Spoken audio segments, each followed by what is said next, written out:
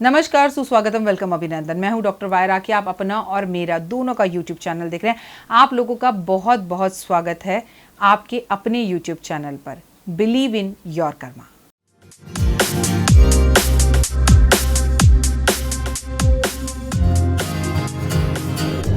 हाँ जी, आ गए आप लोग।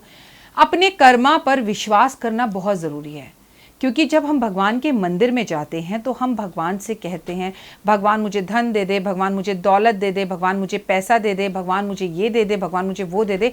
लेकिन हम में से कितने लोग हैं जो मंदिर जाकर ये कहते हैं कि भगवान थैंक यू सो मच, आपने मुझे जितना दे रखा है ना वो बहुत ज़्यादा है, उसके लिए बहुत बहुत शुक्रिया, और मैं आगे भी अपने परिवार की सब सुख सुविधाएं पूरी कर सकूं और उन्हें अच्छा, अपने कर्मों से अच्छा जीवन जीवा सकूं, इसके लिए मुझे मार्गदर्शन दे दो। कितने लोग हैं, यकीन से बोलिएगा, जो मंदिर केवल थैंक यू बोलने के लिए जाते हैं? आप में से कितने लोग हैं जो एस्ट्रोलॉजर को फ़ोन कर कर थैंक यू बोलते हैं कि आपकी बताई हुई रेमेडीज से हमें बहुत ज़्यादा फ़ायदा हुआ? ऐसा नहीं है, मेरे को औरों का तो नहीं पता, पर मेरे परिवार में तो हज़ारों लाखों लोग ऐसे हैं, ऑलमोस्ट हर कोई ऐसा ही है जो मुझे रोज़ थैंक यू बोलता है यूट्यूब चैनल्स पर वीडियोस को देखकर और अलग अलग नॉलेज लेकर। और यकीनन एक बात बताऊं, अगर आप इस चैनल से जुड़े हैं तो निश्चित ही अभी तक आप भी आधे से ज़्यादा एस्ट्रोलॉजर बन गए होंगे, क्योंकि हर बार वही त्यौहार, वही चीज़ें, वही बातें आ रही हैं जहाँ मैं आपको विभिन्न और अलग प्रकार की जानकारी देती जा रही हूँ।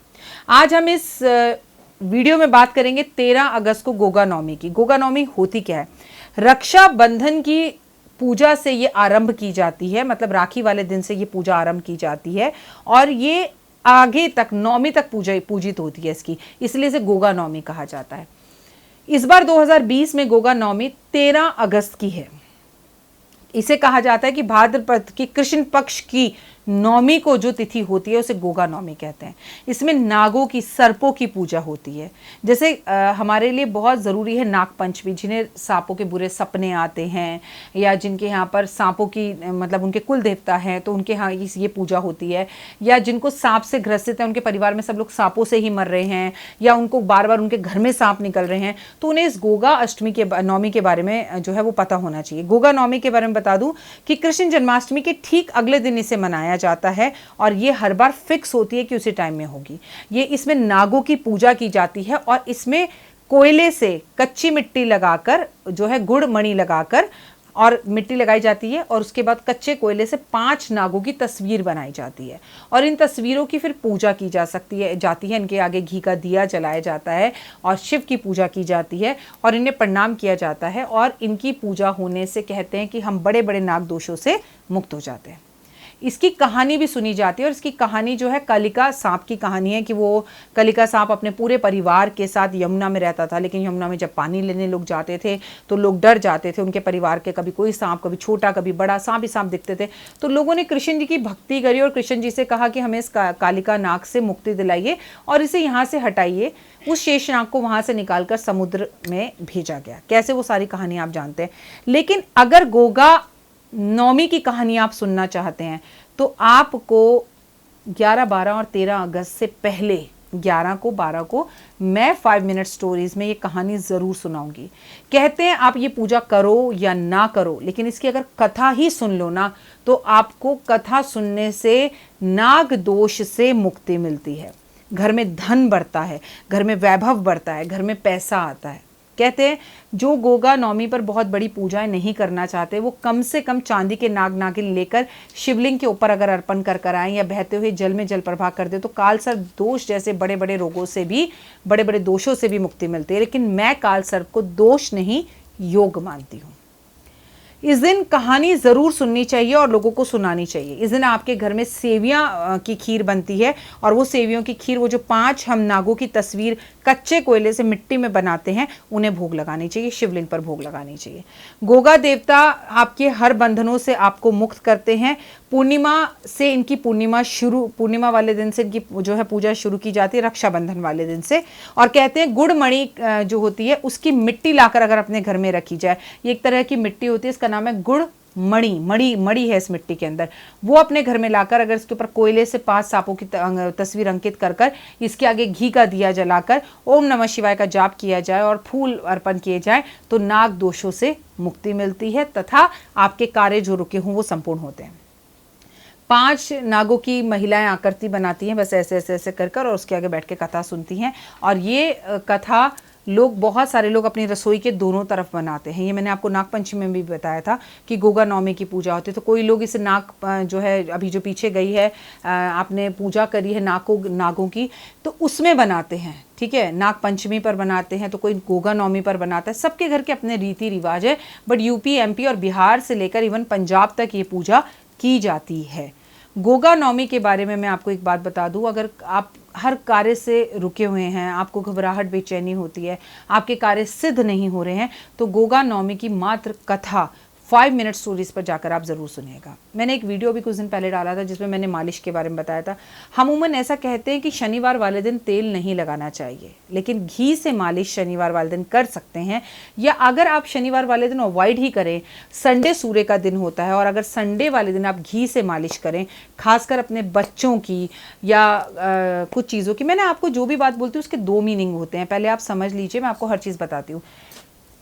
शनिवार वाले दिन तेल नहीं लगाना चाहिए, लेकिन किन को, ये भी डिपेंड करता है। वैसे तो हर कोई शनिवार वाले दिन तेल ना लगाए तो बेहतर है, लेकिन कई बार शनि की ऐसी दशाएं आपकी कुंडली में होती है कि हम कहते हैं शनिवार वाले दिन सुबह तेल लगाओ और शाम को, या उसके मतलब जब भी आप सुबह नहा रहे हो, नहाने से पहले तेल लगाकर नहाओ तो शनि उतरेगा, ठीक है। तो ये डिपेंड्स होता है कि कई बार हो सकता है मैंने आपकी कुंडली बोलकर आपको ये उपाय बताया हो, पर जनरली शनिवार वाले दिन तेल खरीदना भी नहीं चाहिए, लगाना भी नहीं चाहिए, लेकिन डिपेंड्स, हर किसी की कुंडली पर अलग अलग होता है। हमारे बुजुर्ग आटे की छन्नी में आटा छानते थे, और वो ये मानते थे कि जब महिला आटा छानती है तो सबकी किस्मत छान देती है। कोई भी रोड़ा कंकड़ परेशानी बीच में कोई भी आए तो हमें आटे की छन्नी में छान कर ही खाना चाहिए। और पहले ज़माने में घर में गेहूँ पीसती थी तो आटे में बहुत चीज़ें निकलती भी थी जो फेंकने वाली होती थी, और उसे निकाल कर भी वो पेड़ों में डाल देते थे पशु पक्षियों के लिए। फिर आप में से किसी ने कहा, मैंने एक वीडियो में बोला कि आप आटा ना छानें। मैं बोलूं या ना बोलूं, आटा आज की तारीख में तो कोई छानता ही नहीं है, ठीक है, क्योंकि आटा कम और मैदा ज़्यादा हम खा रहे हैं। लेकिन आप अपने घर में खुद की गेहूं पिसवाते हैं और खुद गेहूं लेकर आते हैं, आपके घर में गेहूं धुलती है, सूखती है, पिसती है, तो आपसे मेरा निवेदन है कि आटा ज़रूर छानें। आपके घर में ज़्यादातर लोग मेड ही खाना बनाती हैं, तो मेड सीधा आटा लेती हैं और कर लेती है, लेकिन घर में आटा छान कर खाने से, और अगर घर की खुद महिला खाना बना रही हो तो अपने परिवार की किस्मत पे आए हुए कंकड़ों को हटा देती है। लेकिन अगर आपके नौकर चाकर आपके लिए खाना बना रहे हैं, आपके सेवक आपकी सेवा कर रहे हैं, तो वो श्रद्धा और भाव नहीं आ सकता। इसलिए आटा छने या ना छने, बाकी रेमेडीज़ को फॉलो करना बहुत ज़्यादा ज़रूरी है। लेकिन आप खुद अपने घर में खाना बनाती हैं और आपके घर में आटा खुद ही पीसा, गेहूं पीसी जाती है और फ्रेश आटा आपके यहाँ पर आप बनता है, तो आप आटा ज़रूर छानें। उसी तरह से मालिश करना ज़रूरी है।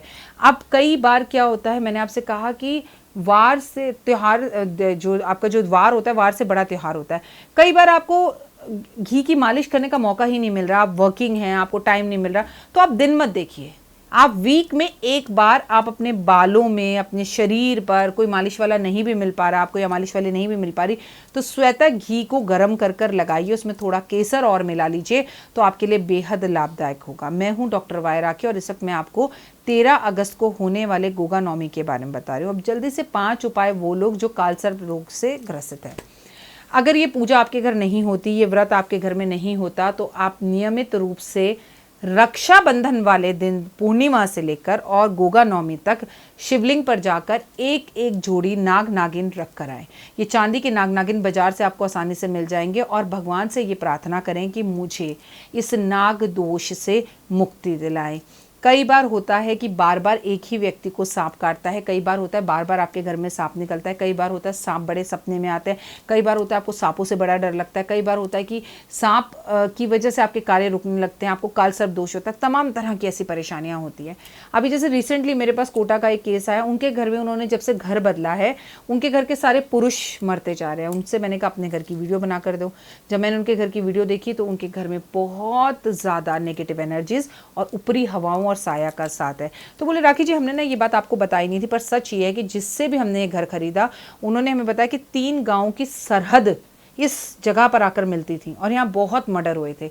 उन्होंने हमें घर देने से पहले ही बोल दिया था कि यहाँ पर ऐसी हवाएं हैं। लोगों ने भी बोला कि हम खाली करो, लेकिन हम जानना चाहते थे कि आप क्या कहती हैं।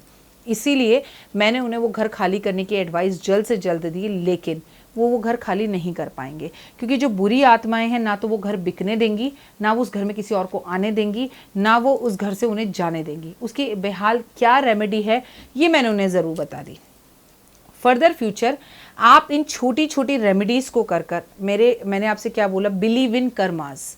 तो आपके कोशिश कर रही हूँ 2020 में मैं आपके कार्मिक कर्मा को बढ़ाने के लिए। गोगा नवमी जैसी कोई चीज़ शायद आपने पहले ना सुनी हो या आपके यहाँ पूजा ना होती हो, लेकिन मुझे एक बात बताइए, शायद सपने में सांप ना आते हो, जैसे मुझे तो नहीं आते सांप सपने में, ना मुझे दिखते ना कुछ होते, लेकिन मैं गोगा नवमी की पूजा ज़रूर करूँगी। मैं सिर्फ दुख में ही भगवान को याद क्यों करूं? मैं नाग देवता के लिए पूर्णमासी से लेकर गोगा नवमी तक अगर सिर्फ नाग देवता के लिए, अपने परिवार की आगे अच्छाइयों के लिए अगर शिवलिंग पर जाकर दूध अर्पण कर दूंगी या चांदी के नाग नागिन अर्पण कर दूंगी, तो आप ज़रा सोच कर देखिए कि इसमें बुराई भी क्या है। कुछ चीज़ें हम लगातार नहीं कर सकते कि राखी जी हम अगर पीरियड्स हो रहे हैं तो हम क्या करें।